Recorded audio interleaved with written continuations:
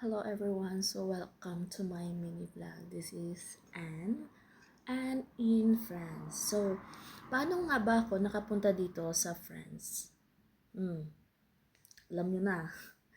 So ngayon, andito ako sa harap ng aking laptop, ng aking tablet, kasi nag-aaral akong magsalita ng French. Kapag pumunta ka dito ng France or ng Europe, kailangan mo talagang mag-aral o matutong magsalita ng French. At ito ang mahirap na language. Kasi kapag ibang yung words, kapag iba yung salita, iba yung meaning.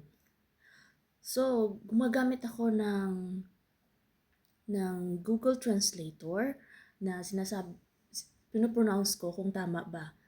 Kasi kung hindi tama, yung lumalabas na words, iba yung meaning.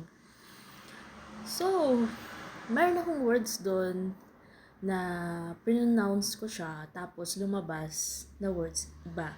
So, natatawa ako kasi iba yung meaning. So, yun.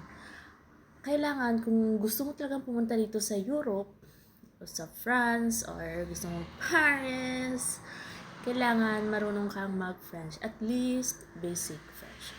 So, yung mga basic French na madali lang naman. So, umuuga yung gumagalaw siya. So, by the way, I'm drinking it's oats. Kakagising ko lang, it's 11, pero yung degree, it's 16 degree ang malamig. Medyo maingay kasi nasa highway tayo banda. So, yung mga basic French na, ba't kasi umuuga? So, mga basic French na words is, una-unang dapat mong malaman is bonjour. Bonjour means hi, so, yun. Or good morning. Pero kapag kilala mo, magkakilala kayo, yung sabihin mo salut. Yun, salut. So, ang goodbye is au revoir. Yun. Yung thank you naman is merci. Kung hindi merci pa sa lubong ha, merci. Yun. So, kung thank you very much is merci beaucoup. Merci beaucoup. Yo.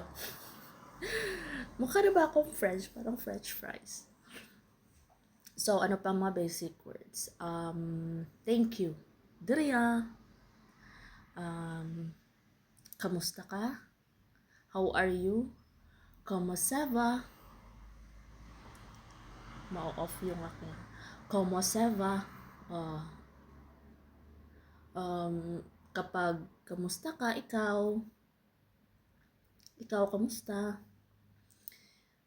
Comment ça va? And then, sasagot ka, ça va bien, et toi? So, kamusta ka? Okay lang, ikaw, ganon. Comment ça va? And magsagot ka ng, ça va bien, et toi? Yun. Yung expression mo, kasi Ilonggo tayo, kaya yung mag-pronounce tayo malambing. Lumalabas talaga ang pagiging malambing. Yun. Yung mahinahon ang mga Ilonggada. Iskin akig na yan. Gasmal Japon ang malintian. So, amo lang na danay. That's all for today. So, boss naman. Nakakapoy.